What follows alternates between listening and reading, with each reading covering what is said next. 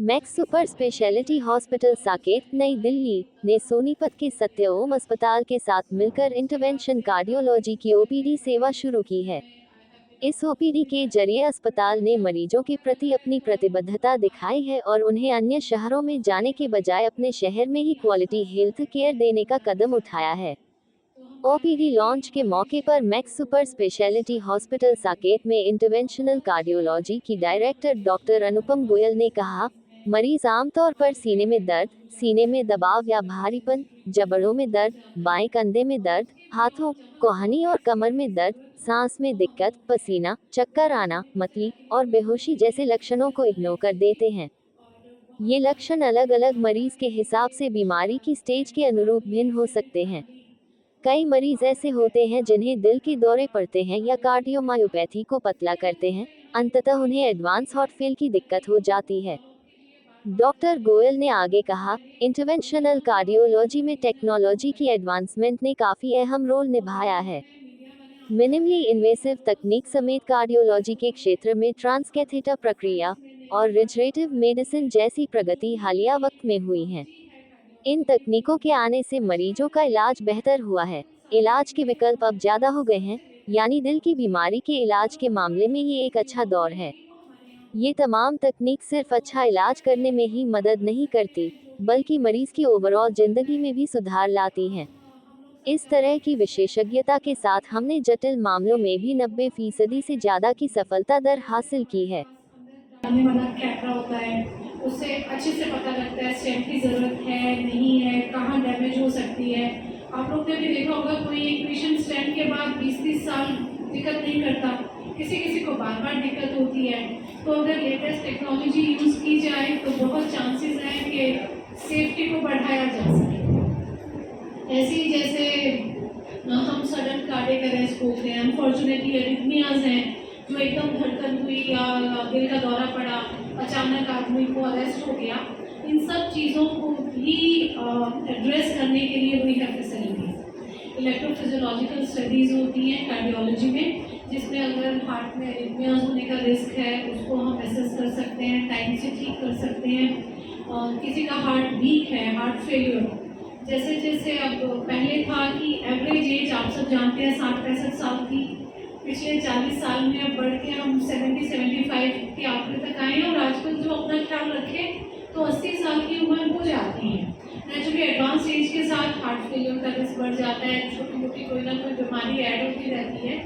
तो इन सब की भी मैनेजमेंट थोड़ी डेलिकेट होती रहे तो आदमी का स्वास्थ्य अच्छा रहता है। वो सब फैसिलिटीज़ हैं, उसको आप पेसमेकर के फॉर्म में लें, आईसीयू में, या और हम सीआरटी बोलते हैं, हेल्पिंग डिवाइस। तो ये सब फैसिलिटीज़, एडवांस फैसिलिटीज़ हम मुहैया करा सकते हैं अपने शहर के लोगों को। यही पर्पज़ है कि हम बेस्ट हेल्थ केयर को अपने ही शहर में ला पाएँ और जहाँ तक हो सके सबको ठीक गाइड कर सकें और ठीक ट्रीटमेंट प्रोवाइड कर सकें। इसी सिलसिले में अगर आप लोग कुछ जानकारी चाहें, लोगों को जागरूक करना तो आप ही लोगों का काम है। नेचुरली आप ही नॉलेज देंगे, तो अगर आपको की नॉलेज जाएगी रूम तक, क्राउड्स तक, तो आई एम श्योर उनको बेनिफिट होगा। दे विल नो क्या क्या फैसिलिटीज़ हैं, किसका फ़ायदा उठाया जा सकता है। और सलाह करना ये है कि ट्रीटमेंट जहाँ भी हो, आपके घर में कार्डियोलॉजिस्ट आए शहर में तो थोड़ा गाइडेंस तो बेटर हो ही जाती है, क्या कराया जाए, क्या हो सकता है, क्या ठीक है। तो वो सलाह भी अगर घर की तरह मिले तो वो बेटर रहती है। यही पर्पज़ है हमारा ओपीडी शुरू करने का। क्योंकि मैं सेक्टर में ही, मेरा पेरेंटल होम भी है। शायद आप लोग जो कोई शहर के पुराने लोग होंगे, श्री आनंद भारद्वाज को जानते होंगे। मेरे फादर एडवोकेट हैं और मेरे ससुराल भी 14 सेक्टर में ही है। तो सो दैट जिसको जितने भी कोई छोटा मोटा बड़ा फ़ायदा हो वो हम ज़रूर पहुँचा सकें। Thank you so much. आज आप लोग सब यहाँ आए, बहुत गर्मी है, आना जाना थोड़ा मुश्किल अवॉइड करना चाहिए, क्योंकि बॉडी में जो मेटाबॉलिज्म होता है ना, डिहाइड्रेशन हो जाती है। जब हम पसीना आता है उसमें बॉडी के इलेक्ट्रोलाइट्स भी निकलते हैं। तो एक तो डायरेक्ट यूँ को बिल्कुल अवॉइड करना चाहिए। हम अपने हार्ट पेशेंट्स को भी बोल देते हैं, नॉर्मली हम सबको कहते हैं सुबह उठो, शाम को जाओ, सैर के लिए जाओ, घूम के आओ।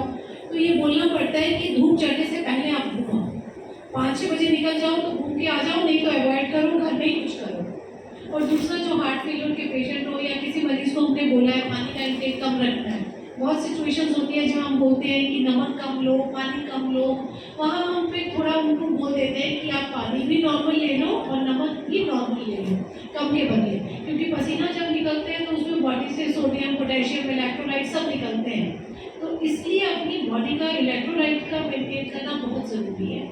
और चाहे सर्दी हो, जैसे सर्दी में ठंड लग के नसें सिकुड़ती हैं, एक्सट्रीम सर्दी को भी अवॉइड करना चाहिए।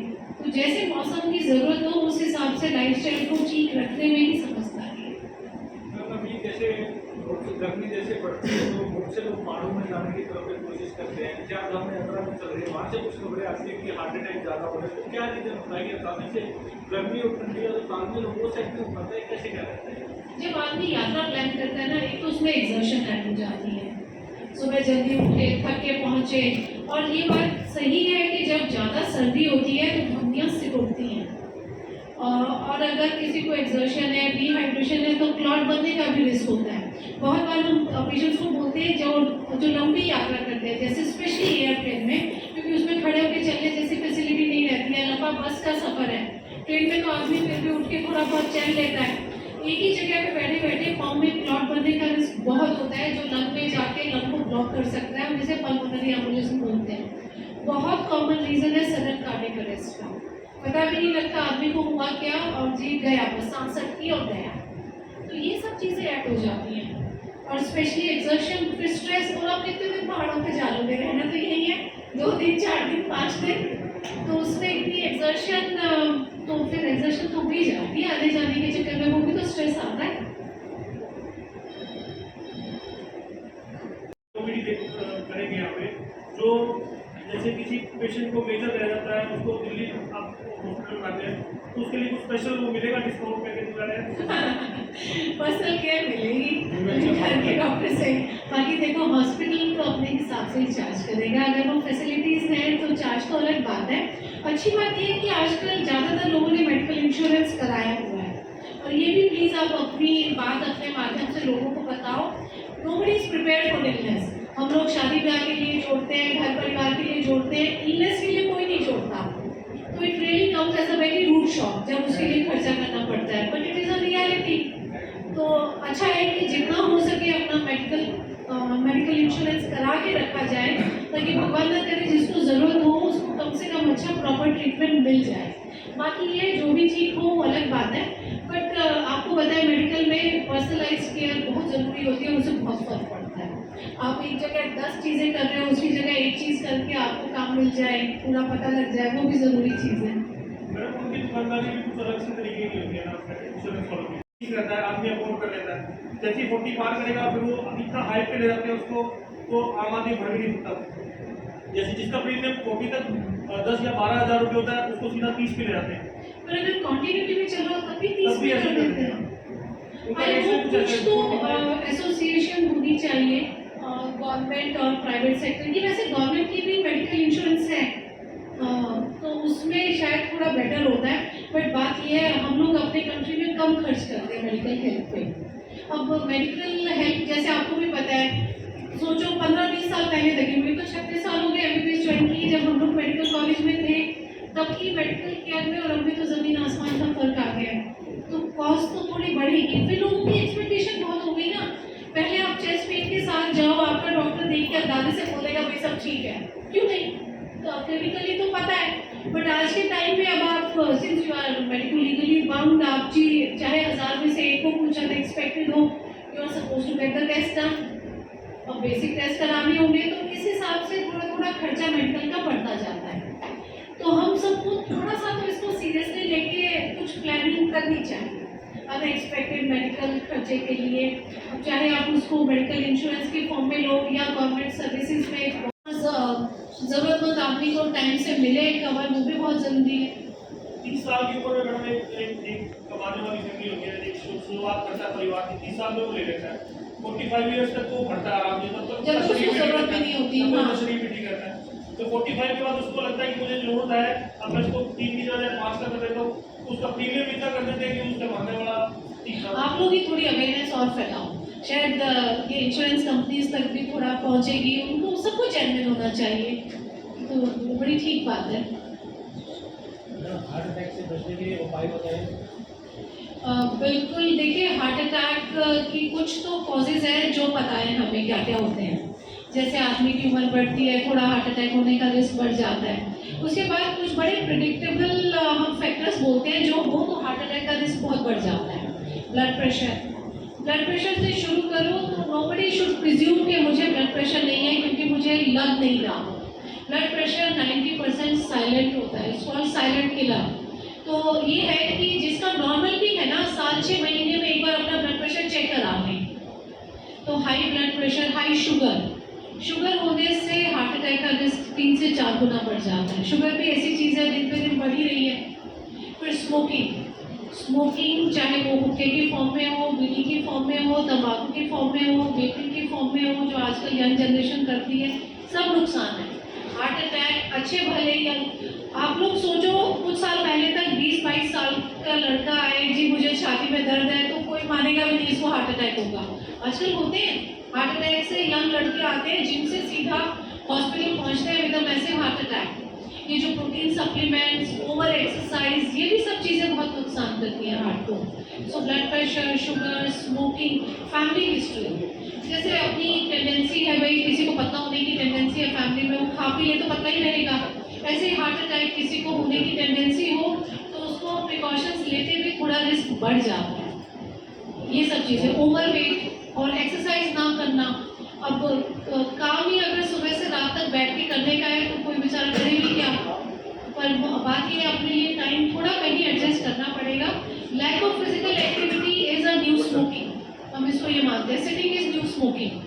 तो जो काम करते भी हैं रात दिन, जैसे आप लोग भी अगर बैठ के करते हैं तो बीच में उठें, थोड़ा देर चल लें, ये मूवमेंट बहुत ज़रूरी है। फिर कुछ अनएक्सपेक्टेड रिस्क फैक्टर्स हैं जैसे स्ट्रेस हो गया, ओवर एक्सर्शन हो गई, ये सब चीज़ें तो हैं। इन सब के ना होते भी किसी किसी को हो सकता है, तो ज़रा सा भी कुछ शक लगे तो सलाह यही है कि फटाफट पहले चेक करा लो जी सब ठीक है। गैस सोच के बहुत लोग हार्ट अटैक को डिले करते हैं ट्रीटमेंट। अनफॉर्चुनेटली जी गैस हो रही थी 4-5 दिन से, अब जब एकदम ब्लड प्रेशर गिर गया तो डॉक्टर के पास पहुंचे, पता लगा वो मैसिव अटैक था, वो गैस नहीं थी। तो जो भी कंप्लेन अनयूजुअल हो या जो चलने में आ रही हो, काम करने में आ रही हो, उसको सीरियसली लेना चाहिए, स्पेशली अगर कोई रिस्क फैक्टर्स हैं तो। हो सके तो स्मोकिंग बंद हो जाए तो बहुत फर्क पड़ जाएगा। किसी का भी जो ओपीडी होती है सुबह की, उसमें ज़्यादातर सीटी लिखते हैं, सीटी करवा लो, छाती में दर्द है सीटी करवा लो, किसी उसमें कितना इफेक्ट दिल पे पड़ता है, कितना मतलब मशीनों का कितना इफेक्ट जाता है। देखो सीटी स्कैन और एक्सरे होते हैं एक तरह का, हम रेडिएशन बोलते हैं उसको, हम उसको काउंट करते हैं एमजी में। तो नॉर्मल मिलीक्यूली आप मान लो एक एक्सरे की 0.05 है, सीटी की 0.5 है, तो जहाँ ज़रूरत हो वहाँ तो रेडिएशन एक्सपोजर ज़रूरी है। उसके बियॉन्ड तो हर चीज़ नुकसान करती है। रेडिएशन टॉवर भी नुकसान करते हैं, एक्स्ट्रा रेडिएशन भी नुकसान करती है।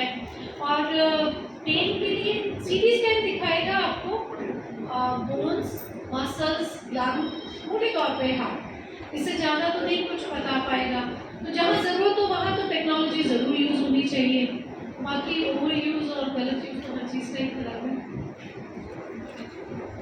अगर किसी को हार्ट अटैक होने का शक है तो first and foremost don't ignore, आपके आसपास जो भी है उसको बता दें। कई बार पेरेंट्स को क्या लगता है बच्चे सो रहे हैं उनको क्या उठाना सुबह बताएंगे, नहीं, हर मिनट कीमती है, हर बिल्कुल टाइम की वैल्यू है। तो आपको अगर किसी को भी अनकंफर्टेबल लग रहा है फर्स्ट एंड फॉरमोस्ट किसी को इन्फॉर्म कर दो, आपके दोस्त को, साथ में फैमिली को, किसी को।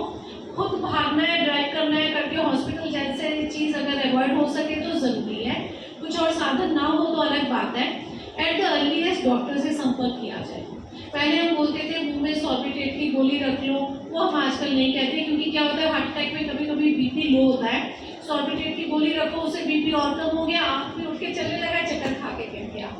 तो at the earliest medical care and second avoid exertion. खुद भागने दौड़ने के बदले या तो हॉस्पिटल फ़ोन कर दो, एम्बुलेंस के लिए फैसिलिटी है तो, या घर में किसी को बताओ जो आपको जल्दी से जल्दी डॉक्टर के पास ले जाए। अगर कोई ब्लीडिंग की टेंडेंसी नहीं है तो आज के टाइम में हम कहते हैं 2 गोली डिस्प्रिन की खा लें तो उनका क्लॉट शायद बढ़ना रुक जाए, पर बाद में ये किसी को अगर ब्लीडिंग की टेंडेंसी हो तो उससे ब्लीडिंग भी हो सकती है। तो at the earliest medical care and don't ignore.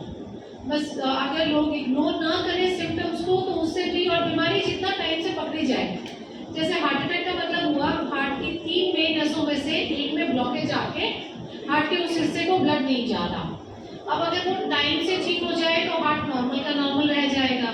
जैसे पौधे की जड़ में अब टाइम से नहीं पानी गया, आपने लेट कर दिया, पौधे की जड़ ही सूख गई, तो फिर अब ट्रीटमेंट करके उतना फायदा तो नहीं मिलेगा, हार्ट तो वीक रह जाएगा। तो इसलिए हम चाहते हैं कि जल्दी से आदमी पहुंच जाए, मेडिकल केयर ले ले, वो जरूरी है। First Sunday off the month 10 से 1 बजे तक।